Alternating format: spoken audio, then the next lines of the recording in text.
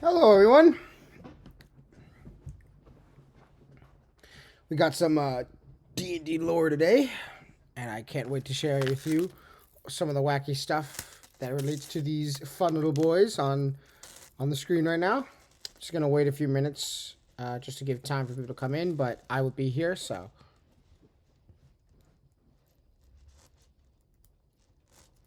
how you doing, Cleves?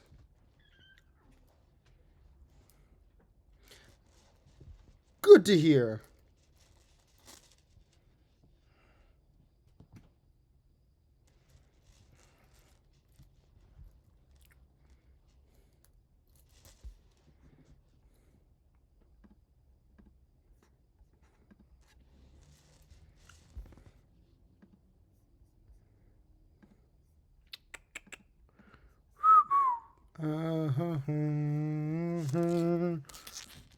I will not die.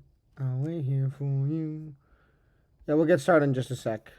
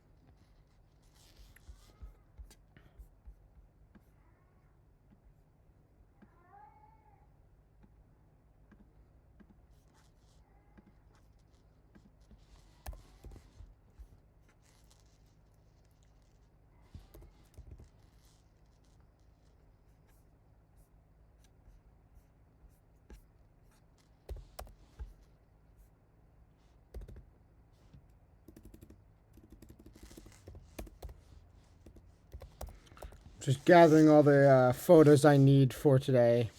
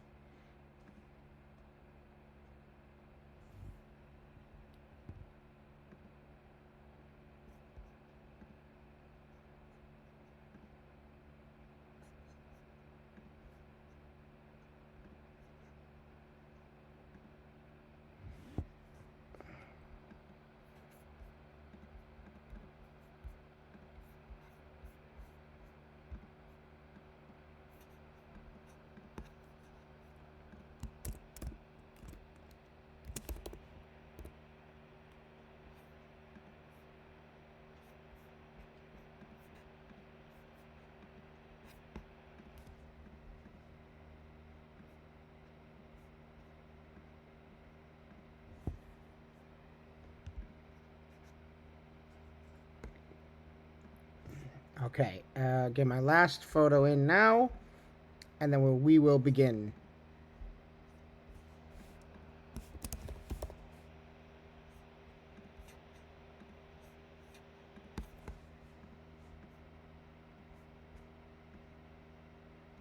Okay, so, I'm assuming people know what mind flayers are because of Baldur's Gate 3. They kind of made them more mainstream.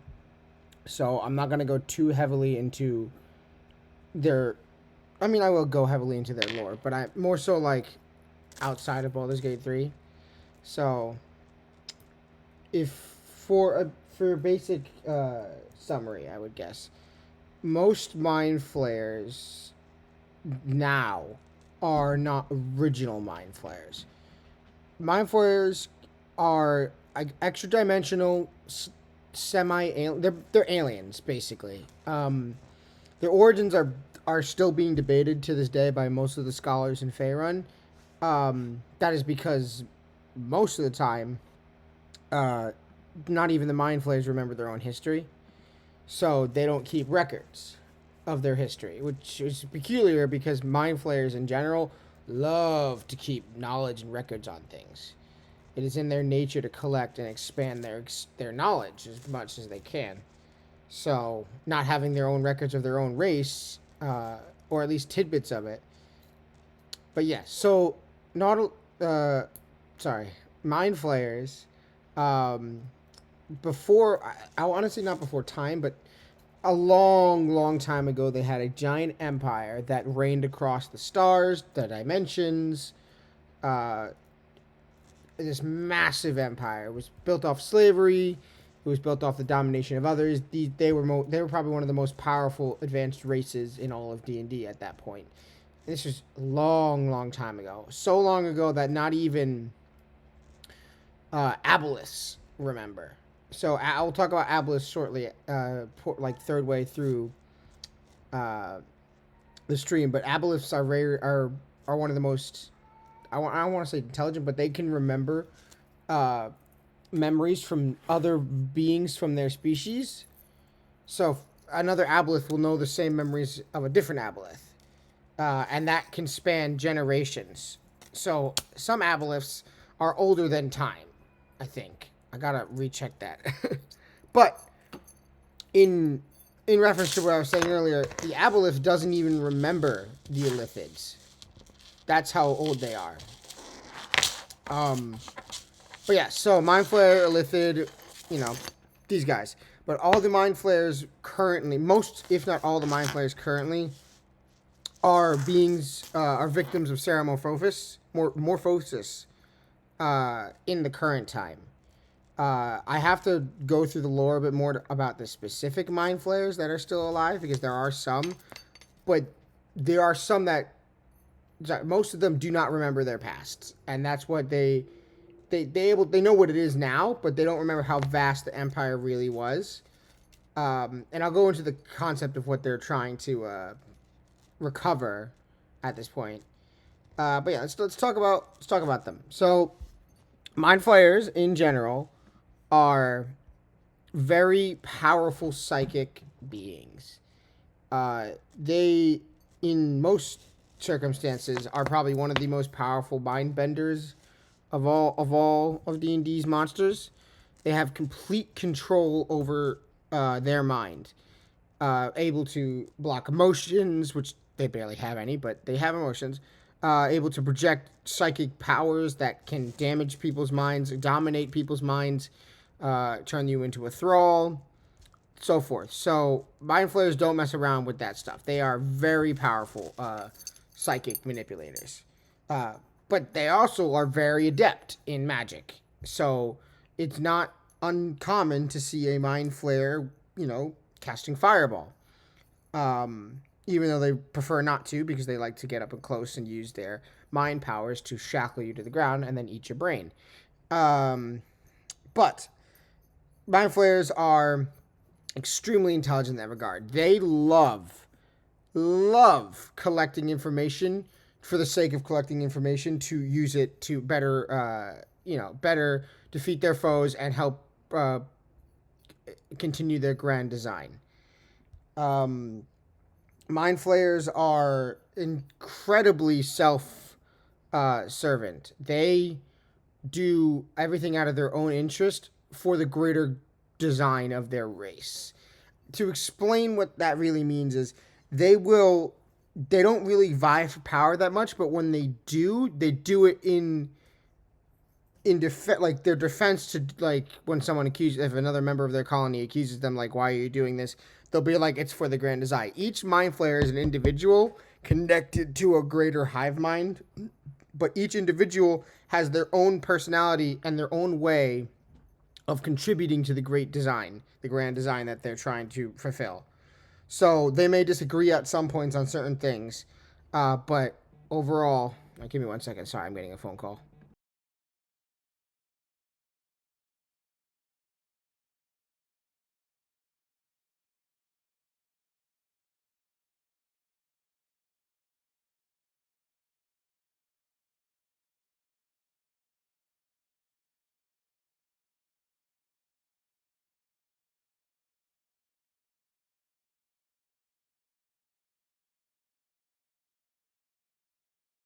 Sorry about that.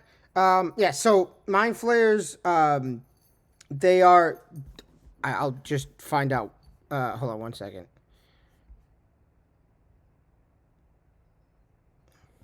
So most mind flayers, in general, uh, want to manifest their destiny, but in regards to the grand design of the Illithid cause, they are like they want world domination nonetheless. That is almost all mind flayers. There are some outliers to where mind flayers are good. We'll talk about them shortly.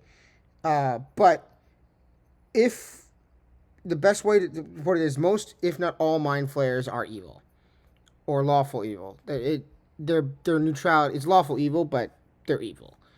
They operate on massive scale. Their colonies enslave. They have thralls. They have breeding chambers for people so that they could get brains. It's fucked up. They're horrible. But they all do it because of what they believe they've lost.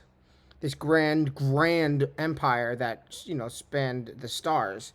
So their entire life goal now is fulfilling that alongside the Elder Brain, which is their de facto leader of a colony. So mind flayers come from an Elder Brain. Elder Brains are these massive psychic intelligences, basically a giant floating brain, that is able to spawn tadpoles. And we'll get into Ceramorphosis shortly, but these tadpoles allow them to create more mind flayers. The first original mind flayers were from tadpoles, right? But they're kind of like aliens from the Xenomorph franchise. They inhabit the traits of their hosts. Most of the time, if they're humanoid, they just look like a normal mind flayer. But sometimes you'll get like gnome mind flayers, which are really tiny and adorable and usually good, surprisingly, which we'll talk about. But then you also have, like, mind flayers who are short because of their connected to the races, or they become abominations combined with certain non-humanoid races, which we'll get into. But yeah, so they're arrogant, and they're very facetious. They, however, never tell a lie. They will never lie to you. That is the one guarantee about a mind flayer. They are manipulative, but they will never lie. They will tell you their whole truth of their intentions, or they will keep it from you, but every word that comes out of their mouth is truthful, because they don't believe in lying. Especially when it comes to their goals. They're not necessarily,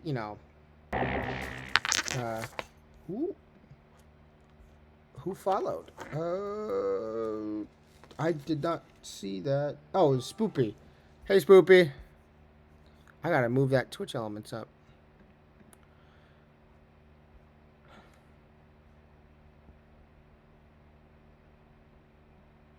You did not realize I streamed? Yeah, not many people do. It's okay. Let me see if I can get a shout out for you. Yeah, I do a lot of art and D&D streams. I'm good. I'm good, Spoopy. I'm good. Just had a rough day today, so I figured I'd try to make it less rough uh by doing a stream.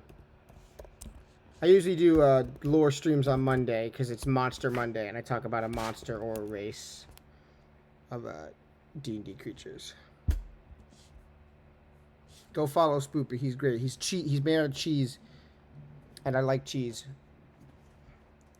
I do. Yeah, I'm better now. Trust me, I'm better now. Whenever I get talking about D&D, I'm happy. Yeah, I'm doing good. I'm glad you're doing well, and appreciate you throwing down the follow and coming to hang out. I'm just trying to get affiliate, so I have 2 more days of streaming. So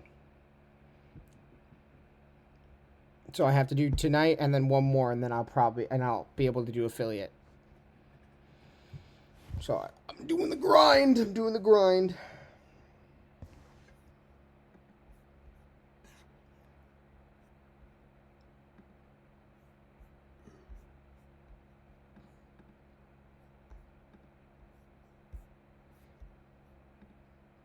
Yes, it is. Well, I got all the stuff like requirements done literally like in a span of 4 days because of Death's help, which I'm eternally grateful for. But yeah, so that's what happened, and now I got like 12 subscribers in the span of 2 hours. Not subscribers, followers. So I hit a bunch of follower goals, which is fun. But yeah, I am on my way to the affiliate so I could finally get paid by my rat friends who are going to spend too much money on me because they want to be nice. Anyway, do you play D&D, Spoopy?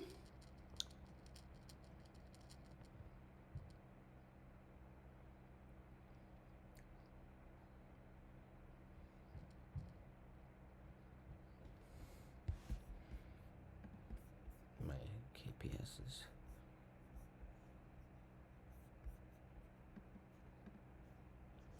Have not. Okay. Are you familiar with Mind Flayers? Or the deep extended lore of Mind Flayers?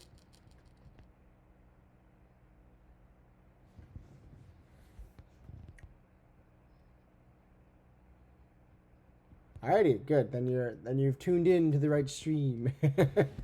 Yeah. So what I was saying earlier, and I'll continue. Mind Flayers are pretty. I gotta find the exact word they use to describe it. They. How else do I describe it? They have. They're individualistic by themselves, and they don't really like working as a team, even though they do. They're very competitive, but they have a personal desire for success that serves the overall goal of the group of Mind Flayers, which is, subservience of the entire world, taking over everything they can. They'll put aside their ambitions for the greater good. Not to say they aren't ambitious. Mind Flayers are incredibly ambitious, and they will take every opportunity to better themselves with power to help in the design. They are incredibly creative creatures.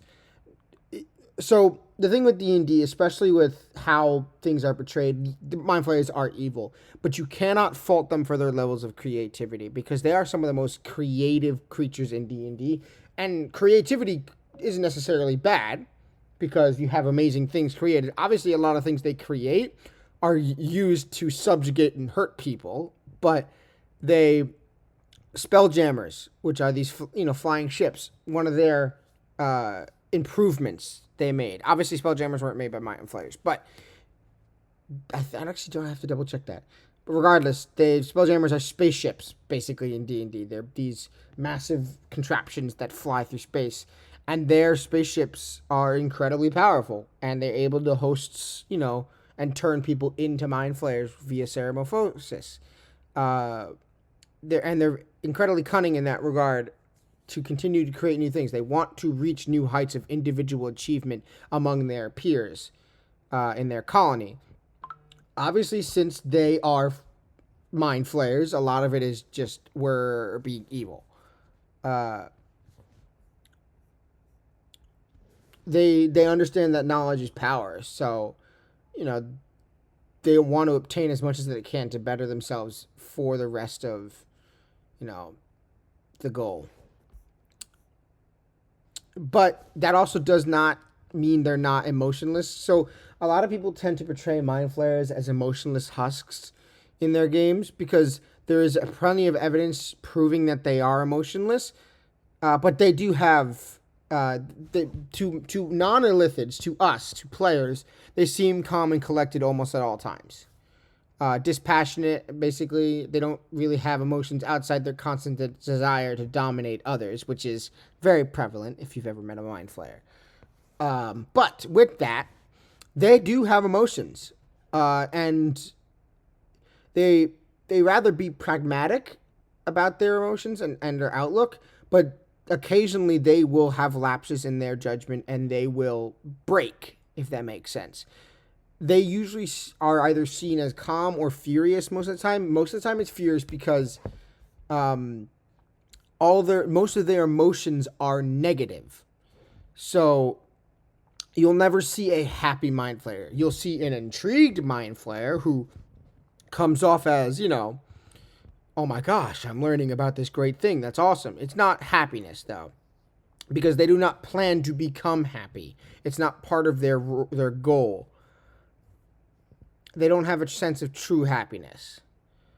The only time that a mind flayer, the closest to becoming actually happy, was the consumption of a brain. But it has such sadistic undertones that I don't think it would be described as happiness. It's more self-satisfaction when they eat. And they believe it's their birthright in that regard. They can make acquaintances, and they do make friendships. I say that with quotation marks because friendship with mind flayers is usually a one-sided street. One-way street. So, but the most common experience in illithid emotion was frustration. Their discontent with the fact that they have not yet achieved their goal usually is what defines them. So, like, if they have to work with lesser beings, they are fucking angry. They are annoyed, or they're dissatisfied that they constantly are being foiled by adventurers. Okay, so to go into their goal, I guess we could switch to the grand design. So many years before D&D's current time, present, many as in like millennia ago, the illithids, the mind flayers, had a massive galaxy-wide and interdimensional planar empire.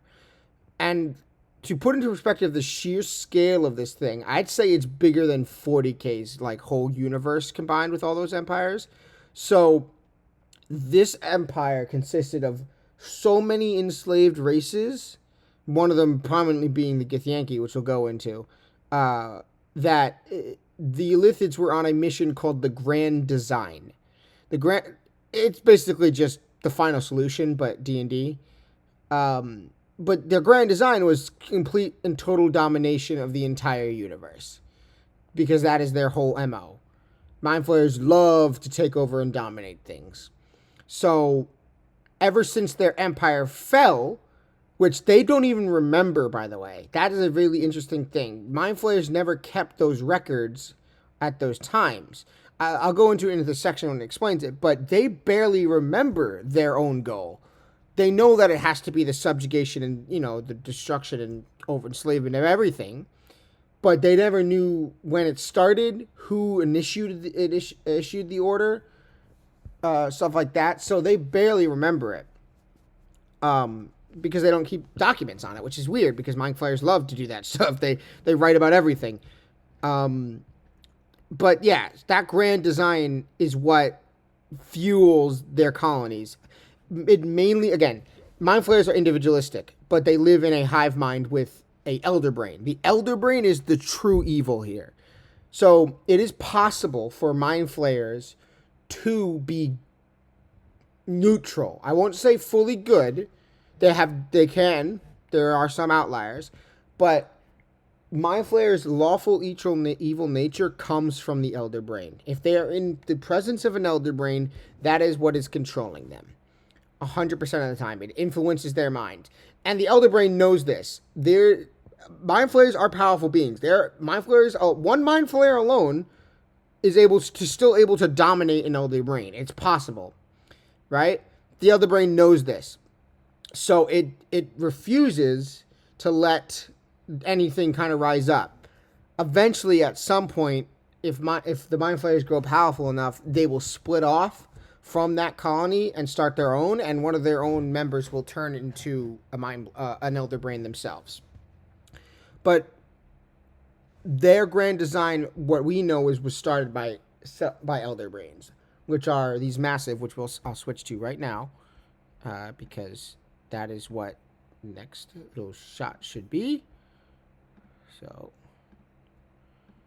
yeah, that is what. So Elder Brains can vary in size and stuff. I like this picture because it's I would say like a medium-sized Elder Brain. Some Elder Brains, for example, in Baldur's Gate 3, if you've played that game, technically it's a Nether Brain, but regardless, it was an Elder Brain. Some Elder Brains can grow absolutely massive and become so intelligent. Yeah, 100%. They're super intelligent. They can become so intelligent that their will can expand over non-Mind Flayers. And that was the goal of the Elder Brain in Baldur's Gate 3. It wanted to become basically a god, and enact its grand design over the citizens of Baldur's Gate, and then eventually over the rest of the Faerun. Obviously, you stop it if you play the game, or not. You could just become absolute and, be fucking evil, which is awesome. I love that choice. But yeah, so Elder Brains are generally the masterminds behind the Mind Flayers. So in saying that, there are some Mind Flayers who have broken control from the Elder Brain and have become neutral and sometimes even good. Now, it doesn't really matter that they're good because they will always be they will always be seen as evil no matter what. So when you are friends, quotation marks, when you are friends with the Mind Flayer, it's more so you are keeping them on a 10-foot pole, like, away from you and allowing them to live. Because I hate to say this, and this is mainly because this is what's written in stones, Mind Flayers will never be your friend. They will make alliances and acquaintances, but at the end of the day, they have a goal. Whether that goal is evil or semi-good, I'll talk about some of the good Mind Flayers in a second. They will use you 100%. Hi, Witch. How was your nap? They will use you 100% of the time. It's never of, oh, we're friends, If he needs to enter your mind, he will enter your mind without your permission. If he needs to read your thoughts, he'll read your thoughts. There are some cases, for example, Omelum of the Society of Brilliance. He's a particular Mind Flayer that appears in Baldur's Gate 3, which is relevant in this regard. He's part of the Society of Brilliance. It was a depression nap after a funeral. I'm sorry to hear that, Witch. But yeah, Omelum is a member of the Society of Brilliance. The Society of Brilliance is an organization that is entirely made to collect knowledge. So they are very neutral in the affairs of Faerun, but he was allowed to live and be in that society because he disconnected from the Elder Brain and really is only there to pursue knowledge. As far as I know, he does not do anything evil.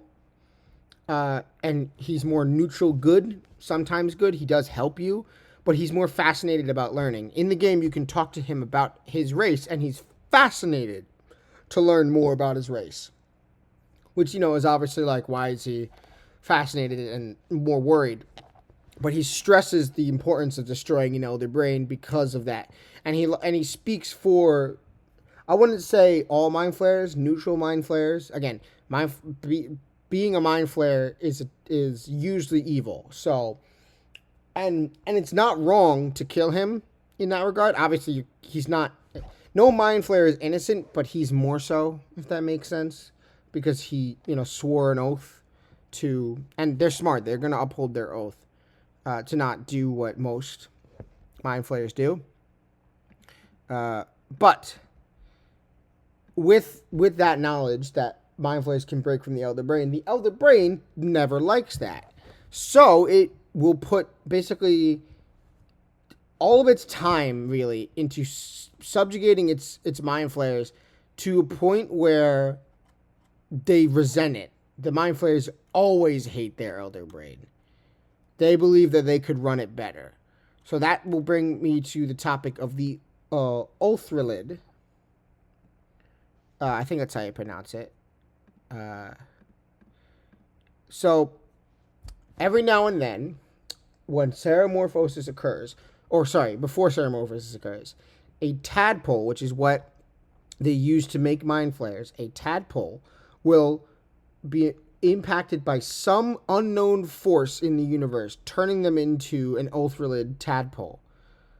When the victim transforms via ceramorphosis, they will become an Othrylid. Now, an Othrylid are extremely powerful Mind Flayers. They are like the nobles of Mind Flayer society. 1 in 25 and 1 in 100 tadpoles become Othrylids. So it's very rare in their society. And mind you, Mind Flayer colonies either consist from 100 to 2,000, so it's pretty rare. But when an Othrylid is formed, they look visually pretty different from most Mind Flayers. They have 2 tentacles. This is a little inaccurate, this photo, but it's still a D&D photo. Their 2 tentacles are longer. So they have 4 tentacles on their face.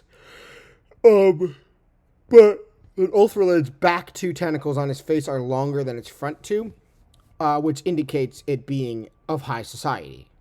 So Othrylids are incredibly powerful. I would say they can be more powerful than an Elder Brain. And to prove that, they turn themselves into Elder Brains at certain points.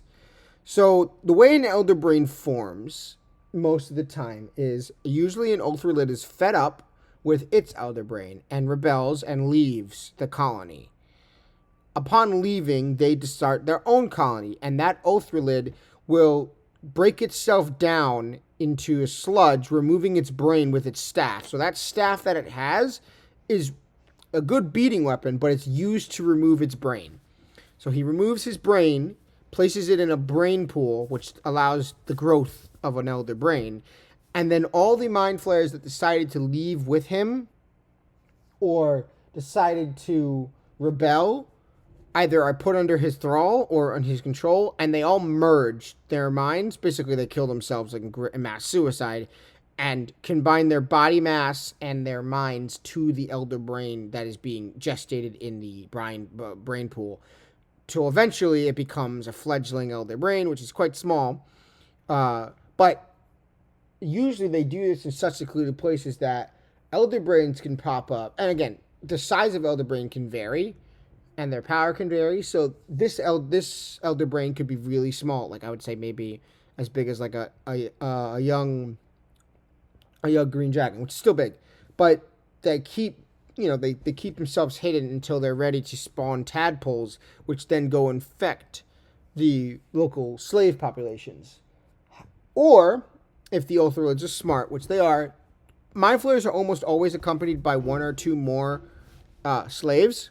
So they will bring the slaves with them and then ceramorphosis them to start the colony anew. So that is usually how they spread. This happens frequently, but not frequently enough that it's like a widespread plague, and I'll get into why they're almost extinct shortly. But Othrylids are no joke. They are 9th level spellcasters most of the time, which is fucking incredibly powerful. They are able to dominate any being, no matter what they are, even Elder Brains. No matter how high your wisdom score is, if you are facing an Othrylid, one of your party members will be dominated. They will control you like a puppet. It's insane. I don't know what their CR level is, but regardless, they are fucking terrifying. But yeah, so ultralights are no joke. But I would argue that is not the worst type of mind flayer. There are a couple more, which we will go into now. So we'll talk about the Alhoun next. So necromancers are a common thing in D&D. The idea of necromancy, Thayans are necromancers, the many gods of the dead that have been worshipped over the time, invite, empower those with necromancy.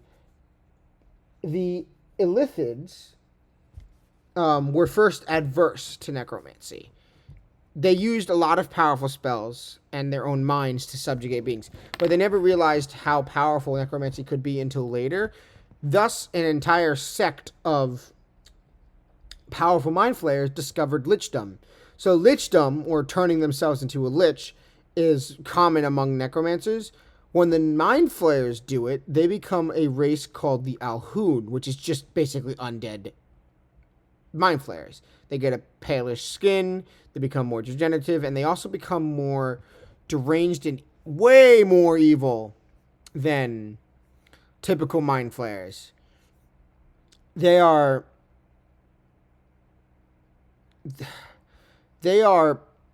very, very powerful sorcerers as well. They will collect bodies pretty much every single day to empower themselves. They can feed off of the life essence of creatures instead of brains. They're really dangerous.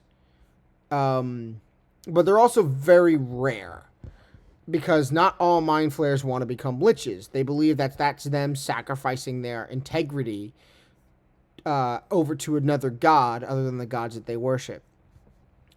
So most of the time, you'll see Alhouns operating in small sects than entire colonies, or you'll meet an Alhoun that's not even, connected to the elder brain, and they are completely,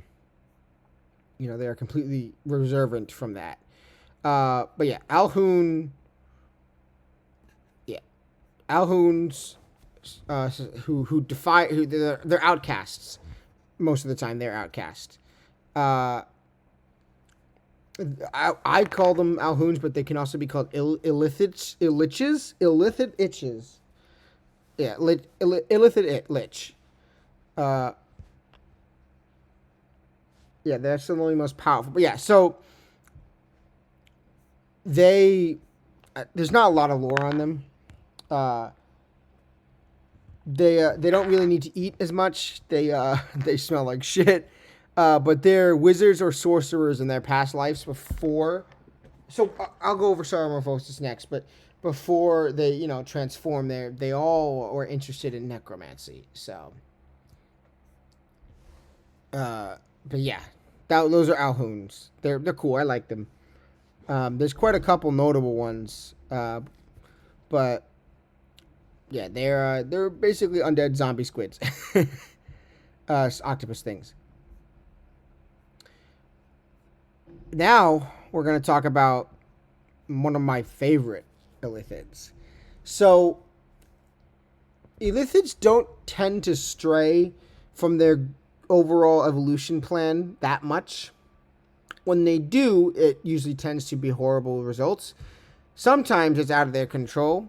So there's only one known case of this that is in the lore that I was able to find. But vampire Illithids are a very real thing. And it is a very scary thing, because it turns the high sophisticated, powerful mind beasts into ravenous, nomadic savages. So when a mind flayer, subsequently a mind flayer tadpole, is infected with vampirism, and then they enter humanoid, the ensuing Soromorphosis is a lot more painful, a lot more exaggerated, and the mind flayers that come out of it do not need to eat brains. they absorb knowledge through blood. So, and these guys are basically like, if you mixed a ghoul from Fallout with an imp from Doom, they're fast fucking dudes that will run you down and rip you to pieces with their tentacles and arms. They're strong as fuck. So yeah, just imagine just a horde of these things coming after you, only wanting one thing and sucking your blood, like vampires. But this has only happened one time in Bluet Spur, which is a place in D&D, after a god brain, which is a type of elder brain, was infected with vampirism. So this only happens if the elder brain and tadpoles are infected with vampirism. I'm not sure if a vampire can bite a mind flayer, a vampire lord or whatever can bite a mind flayer and turn it into their thrall, and aka their spawn. But the thing about it is these guys have like no intelligence. They're basically dumb as bricks. But that doesn't matter to them because they only live to eat brains and blood for the rest of their lives to give it to the elder brain. So they were feral, barely intelligent, and they didn't use their telepathy did not work like other mind flayers. It only showed other creatures' emotions to them through images. So they basically had wall hacks. The only major psionic ability they used was a mind blast to incapacitate their foes. Then they would, suck their blood. But after that happens, the mind flayer's next goal is returning to the elder brain. And then the elder brain would liquefy their body and use it to slow the illness. So elder brains are different in regards to like us when it comes to illnesses. That could kill an elder brain. Vampirism could kill an elder brain because it can't eat anything, even though it has vampirism. So upon the return of their vampiric illithids, their bodies are liquefied. That slows the illness down. So it's a constant cycle. But yeah, so most, if not all of the mind flayers, other than these guys, hate vampiric illithids, mainly because they're disgusted by their lack of intelligence and free will and sole desire to serve the elder brain. Most, if not all, illithids hate the elder brain, like I said earlier. Obviously, they won't admit it in front of the elder brain because the elder brain will, fucking do something. Most of the time, though, it's like that. So now we're gonna go over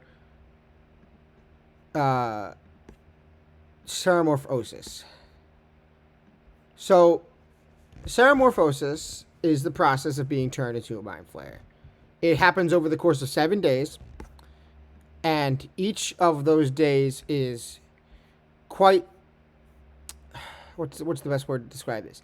It is quite the sight, quite painful.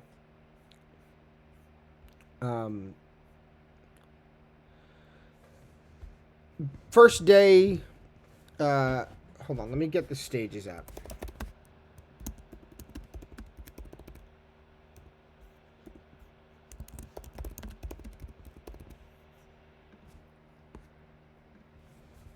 So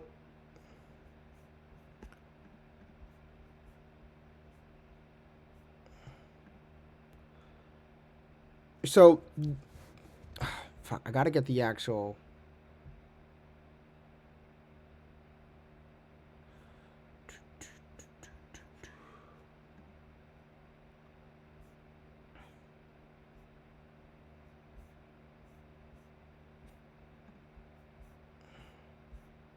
Give me 1 second.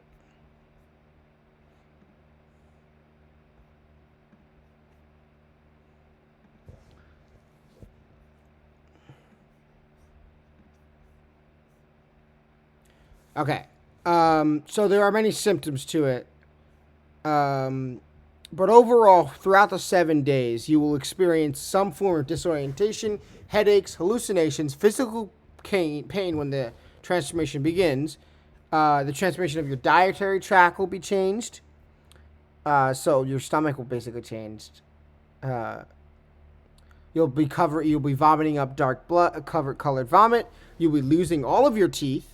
Your tendrils will start to form out of your face. This is all very fast, by the way. once the final day comes by, but a lot of it is slowly. Your carnal plates and your brain starts to swell, your atrophy and your unsupported digits begin to develop webbing, and your fingers elongate. You lose all your hair, and eventually, everything goes to completion where you turn into a full mind flayer. Upon transformation, most of the time, you lose all your memories of what your life previously was before then, if you were infected. So most new mind flayers are kind of scared newborns. They don't know what's going on. So if a mind flayer is born within a colony, obviously they are immediately under the elder brain. If a mind flayer is born outside of the colony, they are scared and curious, which is some of the most scariest things for a mind flayer, because a curious mind flayer is a mind flayer who's willing to do anything to survive. That means they will subjugate whoever they wish or whatever they wish. You get the MO at that point. But with that process is almost it's irreversible. You cannot reverse ceramorphosis by any means, unless you have a direct divine intervention, or the elder brain is killed that is controlling the tadpoles. There are some healers that can remove it. Obviously, Baldur's Gate 3 is a different example because the tadpoles in your head are modified to not be able to be removed normally. But most of the time, it is very hard to get a tadpole removed from you. The best possible way is to kill the elder brain. It's not the easiest, but it's the best possible way to guarantee success. However, upon being transformed, you cannot be transformed back. That is the end of you as a person. You become one of the, emotionless. Well, they have emotions, but you become one of, if not among thousands of transformed mind flayers.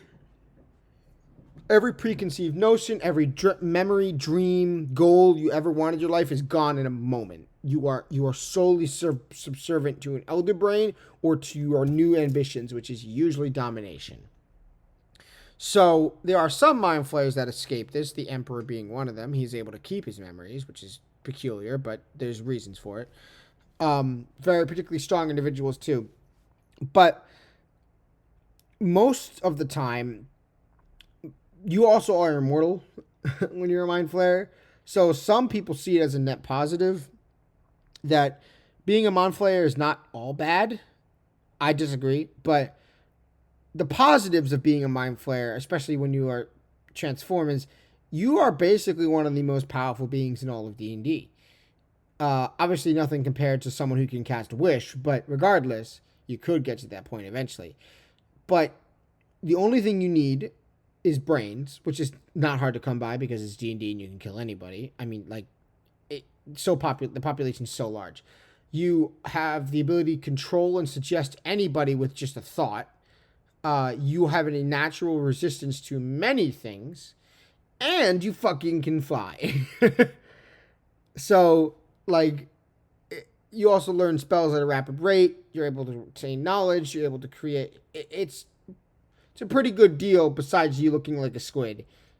Obviously, I would never, but the point of the matter is it's very tempting to be that powerful.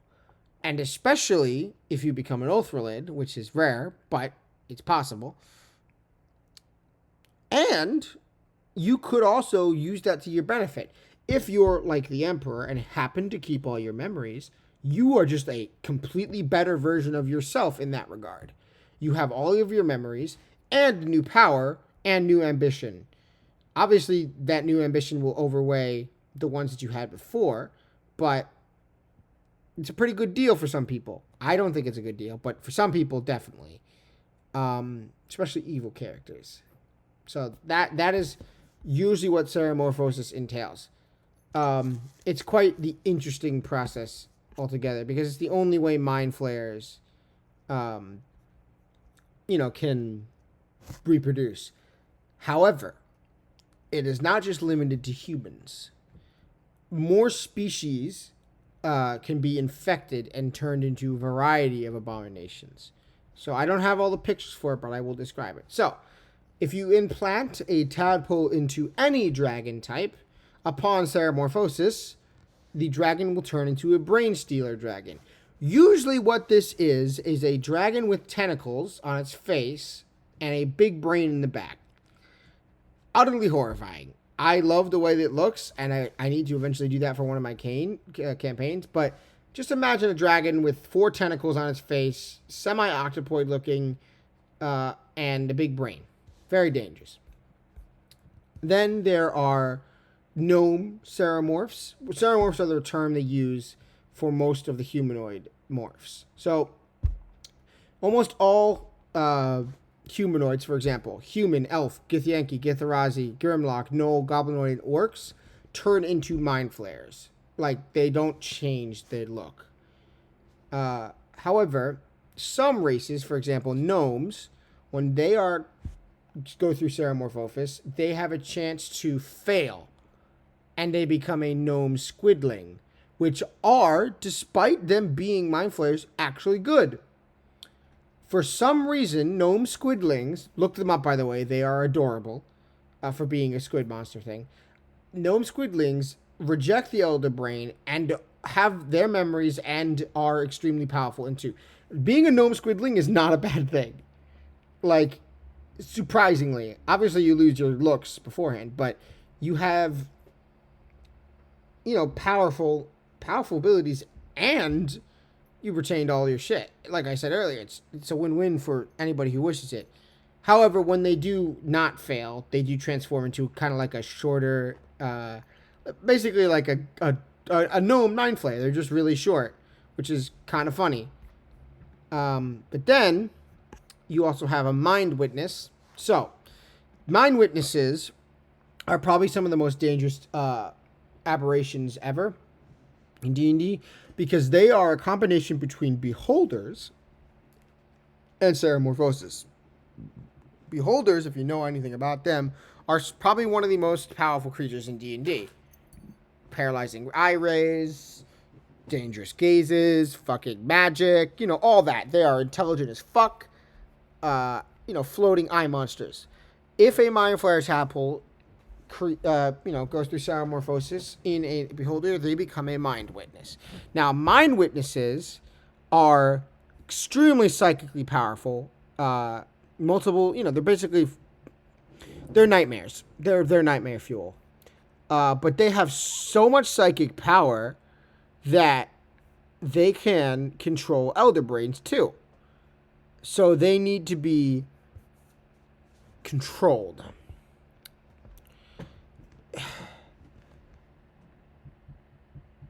They're like flying. They're dangerous fucks. But the main purpose of mind witnesses in the colonies was to improve and accelerate telepathic communication. So they're kind of like Wi-Fi receivers. And by the way, these guys can get to gargantuan size, which is huge in D&D. So there's no stopping them from growing quite large, and they're quite terrifying. But they're basically like psychic links. They tend to have very powerful control over it. However, they can leave. And ally with other beings because they are kind of separate, and sometimes they ally with flumps and demons, which is cool. But yeah, so mind witnesses are no joke. Look up a mind witness. They're disgusting as hell, but they're awesome. Then we have so then we have some of the other abominations. So there's the Zakandi, which are basically ceramorphosis lizard folk. They're kind of just ugly lizard things. Ochalon, which are results of Chul, which are another race in D&D, being implanted with tadpoles. And then Ufaron. So Ufaron are transformed ropers. Ropers are a very famous monster in D&D. Look them up. They're basically like ceiling. They're like the things from Deep Rock Galactic, if you ever played them, that pick you up from the ceiling. An Ufaron is terrifying. They're basically just like giant squid stalagmites. Then you have brain golems, cranium rats. Cranium rats are cool. So cranium rats are regular rats that are bombarded with psionic energy for such a long time that they could form giant intelligent swarms that follow elder brains. So basically, when an elder brain forms anywhere where rats are, you can always tell an elder brain is nearby because of cranium rats. And then my favorite, which everyone knows this, intellect devourers, Rocknon, the little four-legged brains that walk around next to mind flayers. So, intellect devourers are unique in that they are probably the only being that is not derived from ceramorphosis in their, biology. Basically, they remove a patient's brain, a slave's brain, and submit it to a ritual that causes it to sprout legs. There's no direct science behind it, but that's what we know. But they're basically used to as guards and bait to lure outsiders into the colony. They're not the brightest, but they can follow commands really well, and they usually find intelligent people to bring with them. However, they're also considered delicacies among mind flayers because they are literally walking brains. But yeah, so intellect devourers are awesome. They're cute. They can be good though. So the thing about intellect devourers, they are very dog-like, which is surprising because they usually shouldn't have free will. But intellect devourers, brain broken from the elder brain, are literally just like any other dog. They can be influenced. They're not evil creatures. They're neutral mainly, but depending on where they're raised, they can become evil. There are other mind flayer type creatures, but I'll just keep to the main ones. Okay, what do we have next? Okay, yeah, we'll talk about origins and what they currently do and what they eat. So, like I said, mind flayers are from the past, but also the future. They're dimension hopping alien creatures that their beginning had a massive empire in the crystal spheres, and it is believed that the rebellion of the Githyanki, their most sought after slaves. Now, the Githyanki are basically a warrior culture that hates mind flayers because of how they were enslaved. So, upon their freedom, the Geik menace, which is what they called them, were hunted down ruthlessly by these people. I will go into the Githyanki one day because it is a very long discussion about them. But the Githyanki hunted the mind flayers across space and time for a long time. So much so that they are nearing extinction. The mind flayers are afraid. It doesn't usually say that they are, but the mind flayers are afraid that their race is going to die out because the Githyanki are so efficient at their job that they nearly wiped them off the face of Faerun and in general off of the entire universe. So in order to combat that, mind flayers now adapt to their surroundings, and most of them live in the Underdark, but there are so many factions of mind flayers that operate in secretly to keep themselves safe from Githyanki patrols. And Githyanki, like, are no joke. They fucking tame dragons, and they go through astral portals that can bring them pretty much anywhere to hunt mind flayers down. They sworn mortal enemies. But yes, so that great empire of theirs was dismantled by the Githyanki. I don't know, in less than a day. I don't know how long. But regardless, they were fucked. Up until then, a lot of things were lost to the mind flayers. So mind flayers have a history with, with great designs. For example, we'll talk about their nautiloids. So mind flayers, they love creating things. Like I said, they're creative, and the creations tend to be quite large. For example, the Nautiloid. So Nautiloids are half machine, half half animal. These spelljammers are able to cross dimensions, stars, planes, galaxies, really efficiently. They also come with, this is an outdated picture, but they also come with artillery and armaments and able to basically mini colonies inside these things. You are on one if you play Baldur's Gate 3. The whole start of the game is on one. But so Nautiloids are ancient though. They are only just now being remade by Mind Flayers because they forgot about them. So if Mind Flayers, especially the bigger colonies, have enough time to recreate fleets of these things, the world is doomed. Favorite is doomed. These things are they're not like world-ending threats by themselves, but a fleet of these things alongside an Elder Brain and thousands of thralls, Mind Flayers could take over the world. And they almost did in fucking Baldur's Gate 3. So, never forget that. But yeah, Spelljammer. So Spelljammers are spaceships basically in D&D. They sail across the stars and endless voids of space via some magic that I haven't figured out yet. But yeah, that's usually what it is with these guys. But I love Spelljammers, and I think the Nautiloid is probably one of my favorites, mainly because it's a Nautilus. But regardless, that is what happens with these things. Okay, what else do we got? We have recorded history, notable Mind Flayers. No, we gotta go to.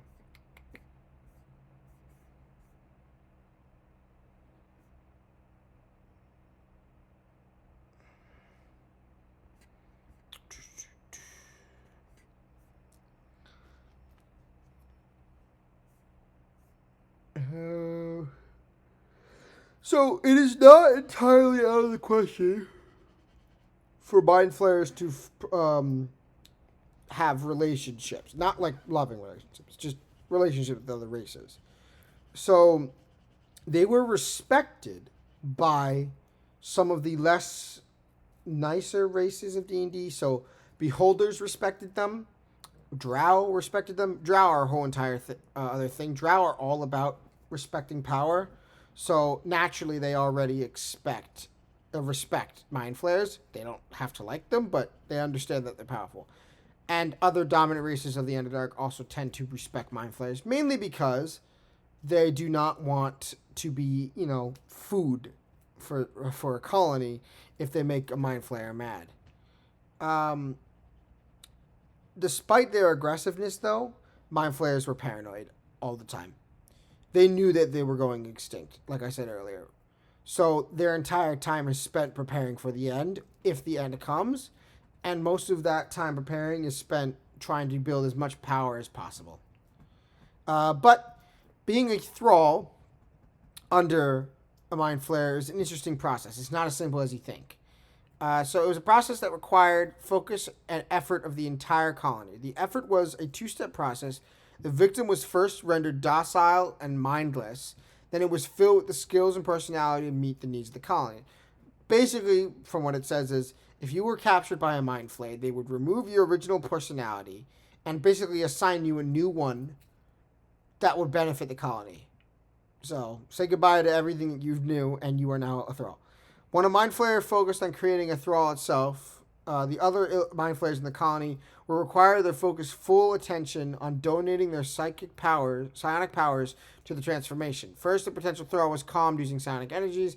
Then, over the course of the day, the Mind Flayer would bombard the thrall with a low-powered version of their Mind Blast. The resulting would wash away its personality and leave mostly an empty shell.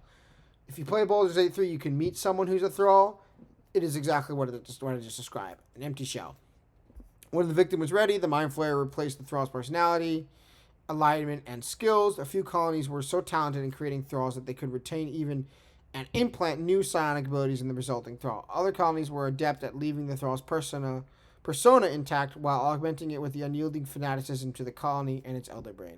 Sometimes granting it the ability to communicate telepathically, given their ability to mimic their former selves. Such thralls were often used as spies, which is scary because, one day, it's kind of like the Institute from Fallout, but one day you could be, talking to your friend Jim, he's a pretty normal guy, and the next day he's very out of place. And he seems like he, doesn't want to talk to you, stuff like that, right? Like but then he could be a thrall. It's super scary to think about. But usually, thralls could be restored to their former selves, which is great, by using a combination of arcane and divine magic. This process lasted 3 consecutive days and requires a daily casting of regeneration, heal, and greater restoration, after which the victim was restored to normal. So it's not all lost if you become a thrall.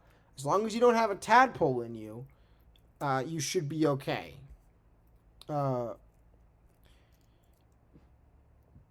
Most of the time, humanoid creatures were used as thralls. Sometimes beasts were too, because they were used for labor. But Dragar, Grimlocks, Kotoa, Quagoths were some of the most sought-after thralls. They were all really interchangeable, so they could be used regardless. But they also used gnomes, kobolds, goblins, and small humanoids. But they usually see those as sources of food. Now, let me see what I'm grabbing else. I'm also probably going to end soon because it is late, and I do want to get some things done. I'm also tired. So I'll probably end at 2 hours, maybe 3. I don't know who will raid, because I do want to raid someone. Hopefully we get enough people for that.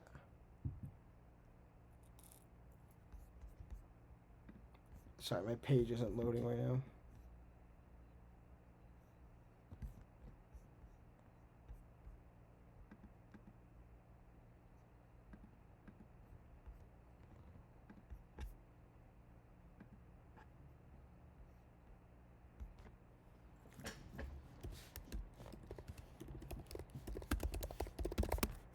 One second.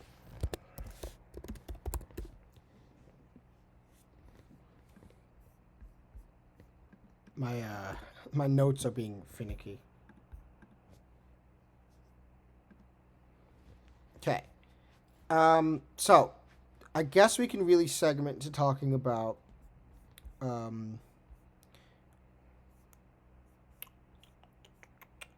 about Ceremore's office. We talked about their grand design. Talked about brain stealers. I had a feeling I'd run out of talking points. I guess we can talk about the religion. Yeah, we'll just do religion. So Mind Flayers do actually have gods. They vary, but the most commonly accepted Mind Flayer gods are... Hold on, sorry,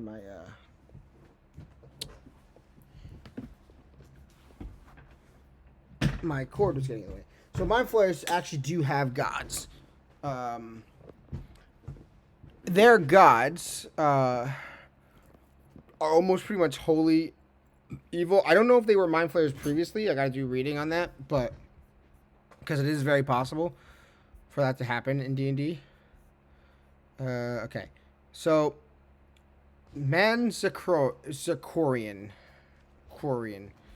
Manzakorian, or Creed Liaison, Creed Leader, was an entity that embodied the Mind Flayer concept of complete comprehension of knowledge. The illithid god of secret knowledge is one of the first casualties in the... Okay, so he's dead, but he was a god that they still worship. But yeah, so he's a 10-foot tall illithid with purple and green skin and yellow tusks on the side of... Oh, that's cool. He kind of looks like a Cthulhu. Like his...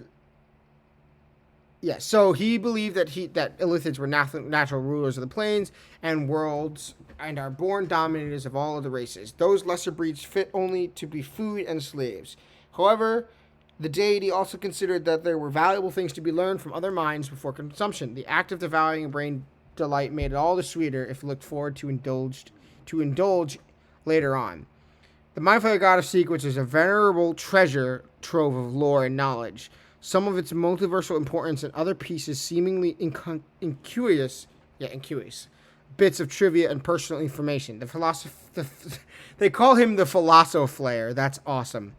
And had a desire for omniscience so great as to be a risk to his own life. So, what else is there to go over that with that little tidbit? Yes, music is bumping. I really like my music. I got a mix of everything. Got cyberpunk-like music. I got rock and roll. I got some Baldur's Gate music. I got some slow music. I got everything. But yeah, so this god basically loves to collect things. Kind of like, what's his name? Vecna? I imagine Vecna got some things for him, or he has some things Vecna wants. But he's also dead, so I'm not entirely sure. But yeah, so he is an evil god that is worshipped by Mind Flayers because of their goal to collect knowledge, which is quite dangerous because from what I'm reading, he can also influence non-Mind Flayers, which isn't good because that sends people to thraldom and they can be inducted into colonies, creating more Mind Flayers. At the end of the day, his control over those specific things was undermined by other gods like the Scriber, and Jurgle and stuff like that because they keep records on things. However, their second god, Ilsesni, I think that's how you say his name, Ilsensine,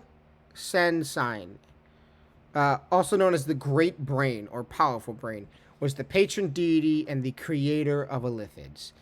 The Tentacle Lord is what they call him, embodied their ideals of mental prowess, unlimited knowledge, and the willful dominion over all life forms.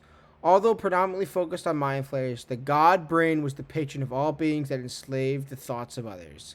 So it's not just Mind Flayers. However, Ilsesni was known as such by the sages and scholars of most races, but Illithids identified them differently.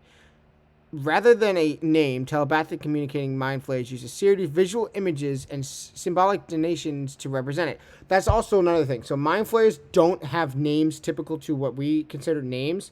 Their names are images that describe them. Obviously, most Mind Flayers adopt a name when operating for fear, mainly. For fear, which is funny as hell because they can be like, I'm the Tentacle Man. And that's the fear of it. But they don't have typical names. So that's how they represent certain things. A sonic inflection used to mark Orondal as a holy place. So Orondal is like the holy city of the Mind Flayers. Yeah. So the God Brain basically is a giant brain that emanates a, emerald hue and had some tentacles down there. It's an elder brain, but a god. But the Mind Flayers absolutely love this thing because it symbolizes that if there is a god out there that is capable of being so powerful, that it proves that we are the inheritors of this universe. This is ours. We are going to be subjugators, and it favors Mind Flayers quite a lot. They had megalomania, basically, and they believed that the mind was the greatest strength. Again, knowledge is power, and truly it was. He is, in terms of psychic power, the God Brain is the most powerful mental thing in the universe. You could not harm it if you wanted to. And the thing is, he was able to physically manifest, so he could be pretty much anywhere he wanted, and most of it was, most of that was visiting other colonies and blessing them, which would be the only time you could strike. But it also has its own place called the Caverns of Thought in the Divine Realm. It's on the plane of true neutrality, This is a subterranean cavern basically filled with psychic influence where he lives. They were cold, heartless, consisting of black, slimy tunnels, just cold enough to be uncomfortable without being chilly. The stone slick with fungus, save for the spots speculated to be the nerves of the god brain itself, warmly pulsed as if it was alive. There was no secret within its realm that the god brain did not know, and no movements its nerves did not sense. The twisting caverns crossed and recrossed each other, but like its inescapable mazes of sigil itself, all paths lead to one place, the court of the god brain at the heart of the realm. That's fucking badass. So yeah, this big cavern domain is basically the inner workings of its brain. And then eventually when you reach, it's like you're inside its brain the entire time. It's pretty gnarly until you reach this interior and meet the god brain himself. I don't think he's died. But yeah, the god brain's goals and activities usually tend to be ever extending its influence, the same alongside its most of its subjugated races and also mind flayers. It has a surprisingly notably complex relationship with the deities of dwarven origin. The exact relationship is unknown because they didn't really keep record. But the god brain was discovered, I think, by dwarves at some point, which is really fucking scary because those dwarves must have been immediately under thrall.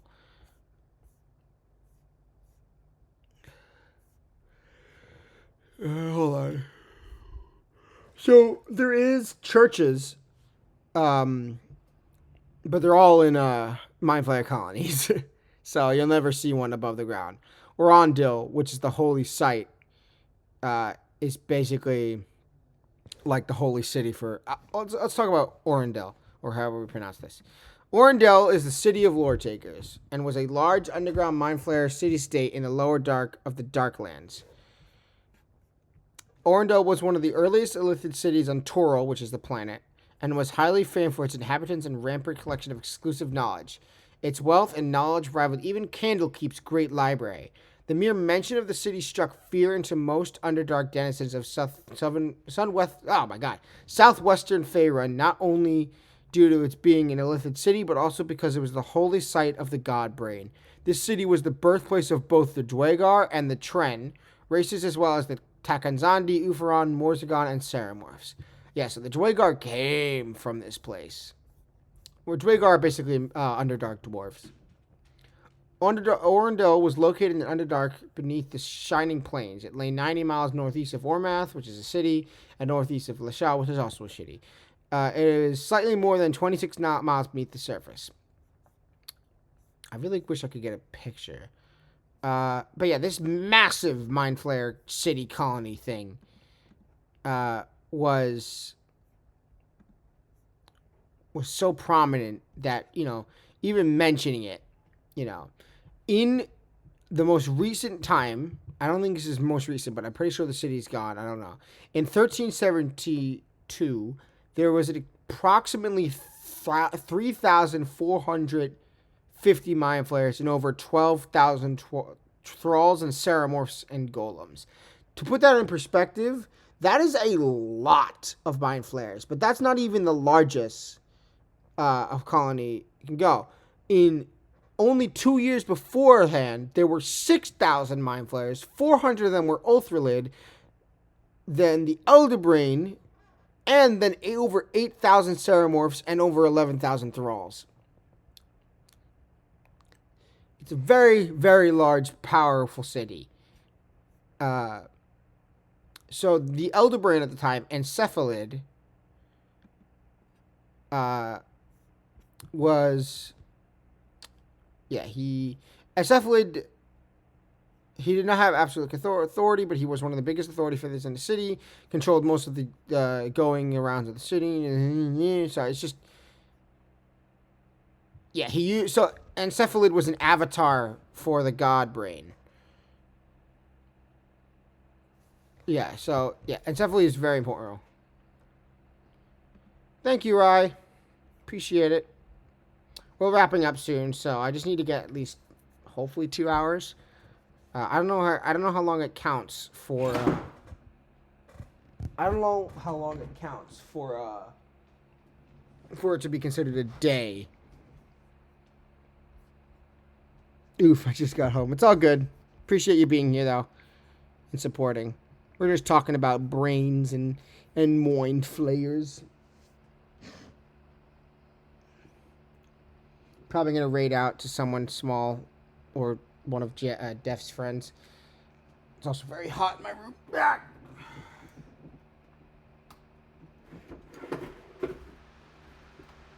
Okay. Yeah, so what was I talking about? Yeah, so Encephalid, Elder Brain. Okay, what else we got? Religion. They worshipped a couple demon lords, Orcus. They worshipped a Lord Taker Creed, which was the worship of the God Brain and the other dude I mentioned earlier. There was. They have no known laws. That's really funny. The city was a 9 impenetrable fortress, which is pretty cool when you think about it because it's underground. Orindil was heavily defended with different traps, psionic wards, magical defenses, and fortifications, many of which were focused on other species. So they basically had traps that were designed to catch certain species, which is really funny. Well, not funny, it's cool. And funny at the same time. Just imagine that, like, you walk to try to get to this place and they fucking have a trap specifically designed for you. They had resonance stones scattered throughout the city.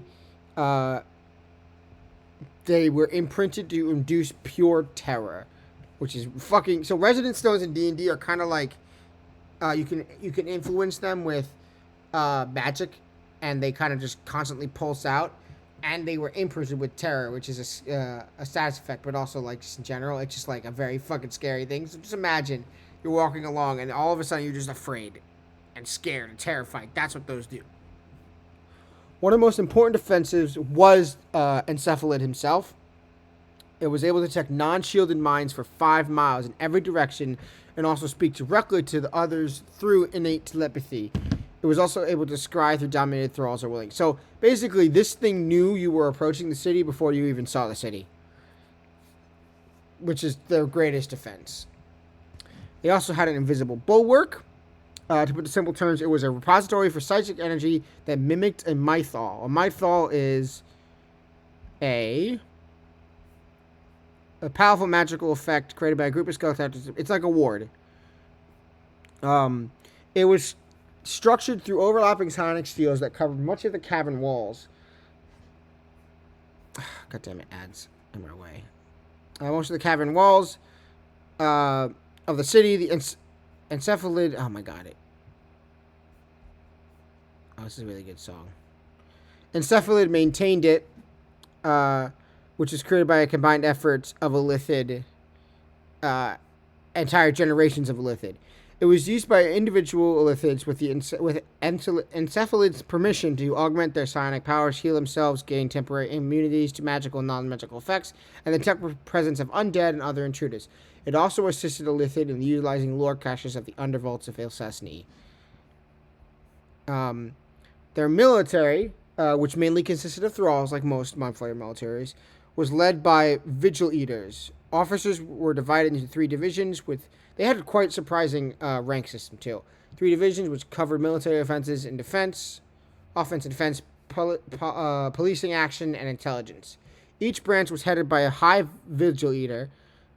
The 3 divisions were the Errant Thoughts, the Mind Enders, and the Lore Flinchers.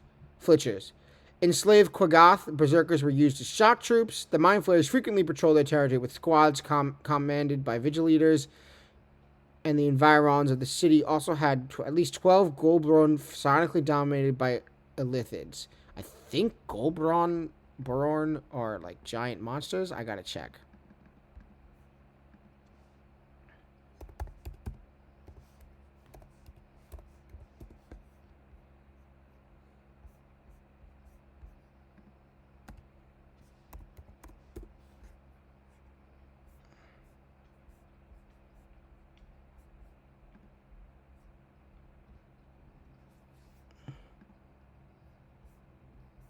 Let me check what a Goldbraun is.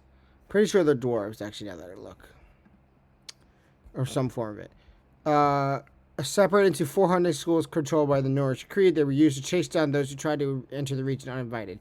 Major tunnels, of which at least there were a dozen, were also defended by 3 Vigilators, a dozen or more elite thralls, and 2 Tanzaki. Each mind flayer posted in these tunnels was equipped with varying numbers of psionic-powered items. This included a psionic reservoir, a psychic sword, tentacle extension, tessadile robe, and a gauntlet of Talasus. I don't know these names, so I gotta learn these. The tunnel surrounding Arundel also had many Uferons, which is another form of a Lithid thing, that acted as the first line of defense. These Uferons resided by just inside the influence of the Encephalid, and so could receive augments and their defenses from it. There's an actual picture of Arundel, which is really cool.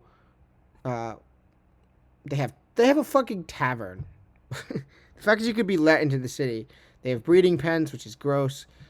Slave pens, Ceramorph pens, guild halls, which is all evil guilds, so don't worry about that. What else? Once we finish talking about Arundel, we're gonna wrap up.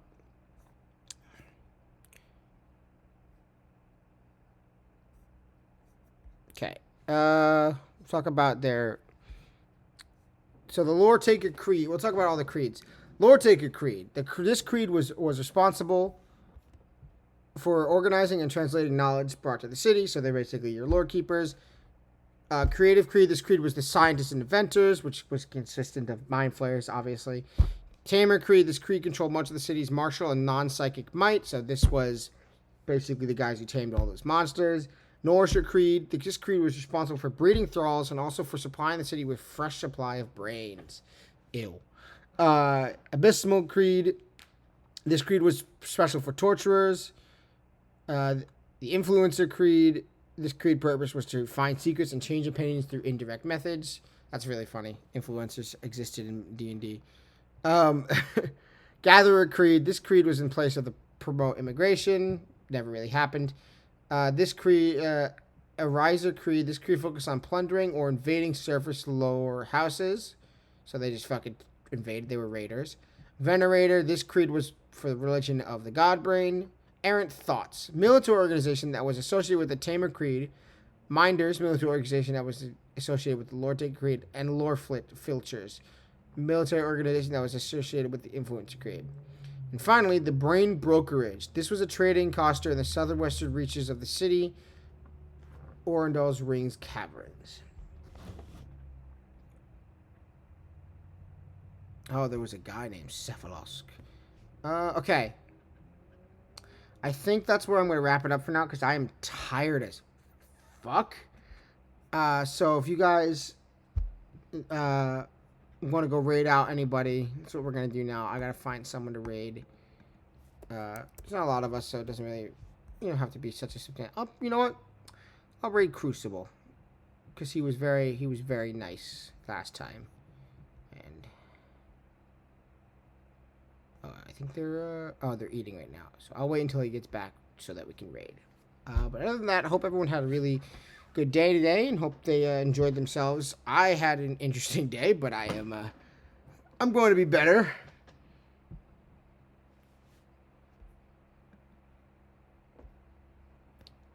I figured that I do a D&D stream on Mondays. Usually that's when I do lore streams, and it's usually called Monster Monday, but Mind Flayers were the focus, so why not? But yeah, give me 1 second.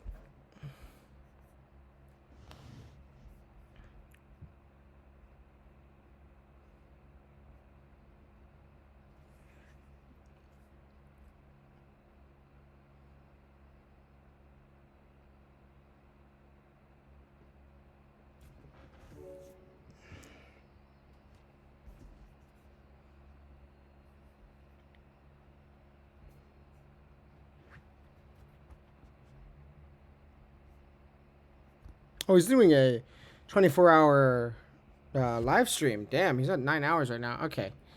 Let me,